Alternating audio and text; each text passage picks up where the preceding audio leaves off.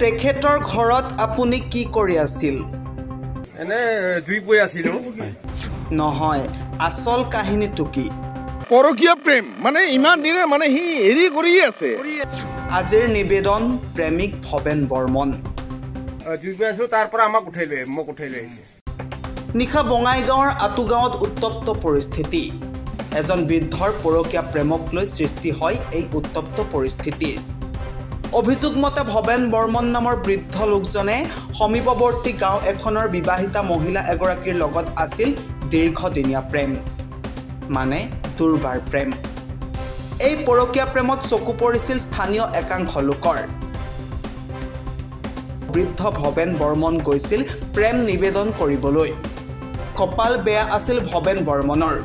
ৰাইজৰ হাতত বন্দী হ'ল এইগৰাকী প্ৰেমিক। ভৱেন বৰ্মনে প্ৰকাশ কৰা মতে মহিলাগৰাকীৰ ঘৰত জুই ফুৱাই থকা অৱস্থাত একাংশ লোকে বাহিৰত উলিয়াই আনি বিচাৰ পাতে আৰু তাৰ পাছতেই এক উত্তেজনাময় পৰিৱেশৰ সৃষ্টি হয় আতুগাঁৱত। অৱশ্যে পিছত বঙাইগাঁও আৰক্ষীৰ এটা দল ঘটনাস্থলীত উপস্থিত হৈ ভৱেন বৰ্মনক উদ্ধাৰ কৰি লৈ যায়। ভৱেন বৰ্মনৰ প্ৰেম কাহিনীক লৈ এতিয়া চৰ্চা চলিছে সৰ্বত্ৰে। মই গোপালৰ বৰ্মনৰ ঘৰত যাই এনে জুই বৈ আছিলো। তিনিজন, গোপালৰ ৰাতিটো আৰু তাৰ বেটা আছে 12 বছৰ। আমি তিনিজন একে জুই বৈ আছিলো। কোন কোন আছিল লগত? আমি তিনিজন আছিলো। নামটো গোপাল বৰ্মনৰ ঘৰত গৈছিলো মই। তাৰ বেটাখিনি আৰু মাওটা, সেনেকে আমি তিনিজন জুই বৈ আছিলো।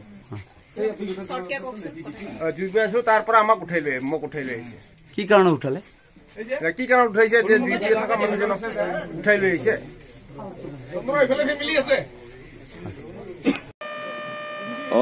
মই অলপ আগতে ঘৰত আছিলোঁ। ঘৰত থকাৰ সময়তে এই আমাৰ আতুগাঁও VDPৰ এজন মানে সদস্যই মোক ফোন কৰিলে যে কিবা এটা সমস্যা হৈছে আতুগাঁৱত, আপুনি বাখাৰত ওলাই আহক। তাৰপিছত মই ক'লোঁ যে মোৰ অলপ দেৰি হ'ব। তাৰপিছত ৰাইজ গোট খোৱাৰ পিছতে মই আৰু ভাবিলোঁ কিবা এটা হৈছে।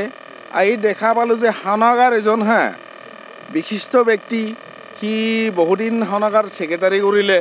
ভৱেন বৰ্মনে বৰ্মন লেখে না, ভৱেন বৰ্মন।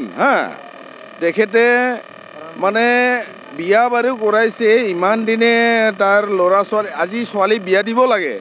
সি আমাৰ আতুগাঁৱত এই মাছপাৰা অঞ্চলতে এঘৰ মানে ঘৰত কিবা এটা মানে কেৰণ লগাইছে, অৰ্থাৎ প্ৰেমত পৰিছে বুঢ়া মানুহ। গতিকে এই ক্ষেত্ৰত আহিলোঁ ৰাইজৰ বিচাৰ শুনিবলৈ। বিচাৰ শুনি ৰাইজৰ VDPয়ে ধৰিছে বোলে, কিন্তু আহি দেখা পালোঁ ৰাইজটো গোট খাইছে। ছোৱালী মানে যিজন মহিলাৰ লগত সি প্ৰেমত পৰিছে তাৰ মানে কোনো পৰিচয়ে নাই, ইয়াত নাই, দেখা দেখিয়ে নাই। গতিকে ৰাইজে উত্তপ্ত পৰিস্থিতি উদ্ভৱ কৰিবই, যিহেতু একপক্ষীয় ভাৱত মানে কোনো এটা হেৰি নহয়।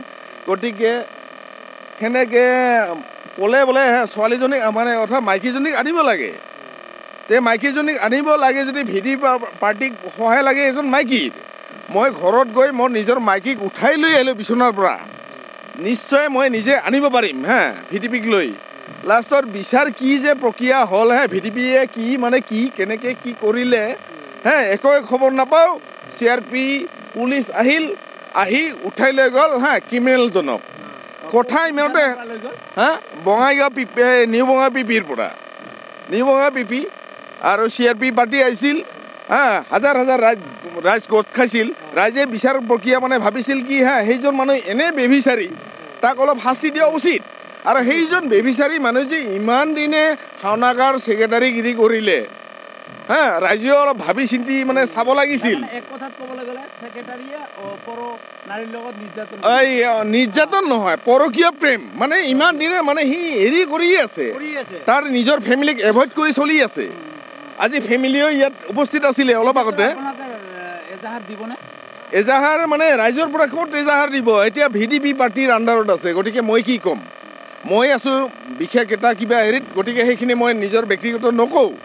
মোৰ খোলা কথা, এইবিলাক মানুহ যেনেকৈ যি সিহঁতে মানে বিচাৰ প্ৰক্ৰিয়া মানে চলাইছিল আগতে খাওনাগাঁও ছেক্ৰেটাৰী কৰাতে গতিকে নিজৰ প্ৰক্ৰিয়াৰ ক্ষেত্ৰতে এতিয়া নিজে ভোগক আৰু যাতে আমাৰ এই অঞ্চলত এনেকুৱা বেবিচাৰী হেৰি নহয় তাৰ কাৰণে মই অনুৰোধ জনাইছোঁ।